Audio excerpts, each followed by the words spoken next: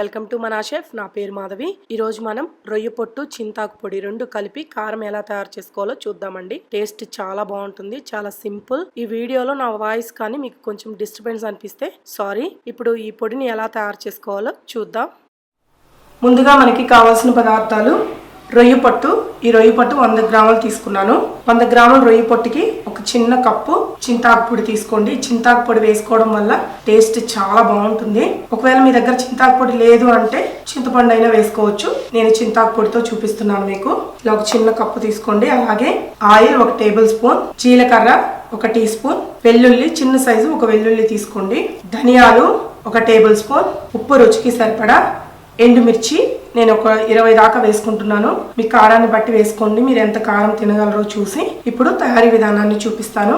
ఇప్పుడు stove on చేసుకొని ఇలా ప్యాన్ పెట్టుకోండి. ఈ ప్యాన్ లో మనం ముందుగా తీసుకున్న ఈ రొయ్య పొట్టు వేసుకోవాలి. ఈ రొయ్య పొట్టుని మీడియం ఫ్లేమ్ లో పెట్టుకుని దోరగా వేయించుకోండి. ఎక్కువ వేగకూడదు, లైట్ గా వేగితే సరిపోతుంది. మనకి ఇలా లైట్ గా వేగితే సరిపోతుంది. ఇది వేగింది అని తెలియాలంటే మంచి స్మెల్ వస్తుంది వేగిన తర్వాత.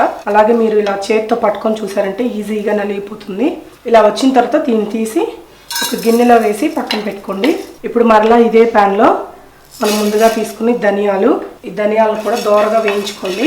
ఈ విధంగా ఈ ధనియాలు దోరగా వేగిన తర్వాత వీటిని కూడా తీసి ఒక ప్లేట్లో వేసుకోండి. ఇదే ప్యాన్ లో జీలకర్ర 1 టీ స్పూన్, జీలకర్ర కూడా దోరగా వేయించుకోవాలి. ఈ జీలకర్ర కూడా ఇలా దోరగా వేగిన తర్వాత దీన్ని కూడా పక్కన పెట్టుకోండి. ఇప్పుడు మరలా ఇదే ప్యాన్ లో మనం ముందుగా తీసుకున్న ఈ చింతాకు పొడిని లైట్ గా వేయించుకోవాలి. సిమ్ లో పెట్టి వేయించుకోండి, లేకపోతే మాడిపోతుంది. ఎక్కువ వేయించుకున్నామంటే పొడి కదా తొందరగా మాడిపోతుంది.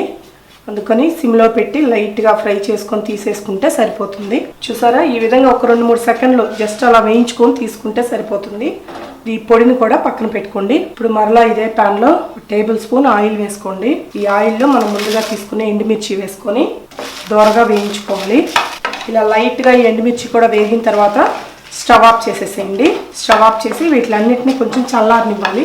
ఇప్పుడు ఇలాంటి చాట ఒకటి తీసుకొని దీంట్లో మనం ముందుగా వేయించి పెట్టుకుని రొయ్య పొట్టు వేసుకోండి. ఈ రొయ్య పొట్టుని లైట్గా మనం ఈ విధంగా లైట్గా అనాలి. ఎక్కువ అంటే మళ్ళీ పౌడర్ లాగా అయిపోతుంది. లైట్గా ఇలా అనుకున్నామంటే ఇసుక ఈ రొయ్య పొట్టు మీద ఏమైనా ఇసుకున్నా కానీ మొత్తం ఊడొచ్చేస్తుంది చెరిగినప్పుడు. ఇలా అనుకున్న తర్వాత దీన్ని చెరగాలి.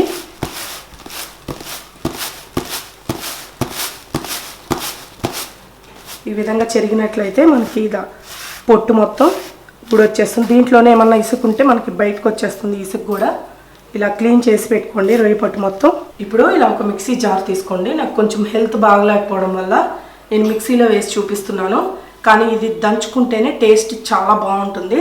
మీ దగ్గర రోలు ఉన్నట్లయితే రోట్లో వేసి దంచుకోండి, చాలా టేస్టీగా ఉంటుంది. దీంట్లో మనం ఆల్రెడీ వేయించుకున్న ధనియాలు, జీలకర్ర వేసుకోవాలి. అలాగే ఎండుమిర్చి, ఈ ఎండుమిర్చి కూడా వేసుకొని దీంట్లో రుచికి సరిపడా సాల్ట్ వేసుకోండి. దీంట్లోనే మనం ముందుగా శుభ్రం చేసి పెట్టుకున్న ఈ రొయ్య పొట్టు కూడా వేసుకోవాలి. ఫస్ట్ ఇవన్నీ వేసుకొని జస్ట్ కొంచెం లైట్గా గ్రైండ్ చేసుకోండి. చూడండి, ఇలా ఫస్ట్ కోర్సుగా పౌడర్ చేసుకున్న తర్వాత దీంట్లో మనం ముందుగా వేయించి పెట్టుకున్న ఈ చింతాకు పొడి కూడా వేసుకోండి. దీంట్లోనే వెల్లుల్లి రెమ్మలు ఇవన్నీ వేసుకొని ఇప్పుడు మెత్తగా పౌడర్ చేసుకోవాలి. చూడండి, ఈ విధంగా మెత్తగా పౌడర్ చేసుకోండి. చాలా టేస్టీగా ఉంటుంది. వేడి వేడి అన్నంలో కొంచెం నెయ్యి వేసుకొని తినండి, సూపర్గా ఉంటుంది. ఇక్కడ నాకు కొంచెం హెల్త్ బాగలేక నేను మిక్సీకి వేసాను దీన్ని. మీరు రోట్లో దంచుకోండి, ఎంత టేస్టీగా ఉంటుందో మీకే తెలుస్తుంది. అంటే ఇలా తయారు చేసుకున్న ఈ పొడిని ఏదైనా గాజు సీసాలో కానీ డబ్బాలో కానీ స్టోర్ చేసి పెట్టుకున్నారంటే మీకు 1 మంత్ పైనే నిలువ ఉంటుంది. చాలా టేస్టీగా ఉంటుంది. తప్పకుండా ట్రై చేయండి.